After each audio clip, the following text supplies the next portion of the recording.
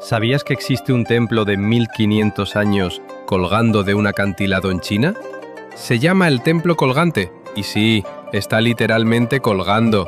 Construido en la ladera del Monte Heng, este templo desafía la gravedad, sin ascensores, sin barandillas, solo vigas de madera clavadas en la roca, y lo más loco, combina budismo, taoísmo y confucianismo en un solo lugar.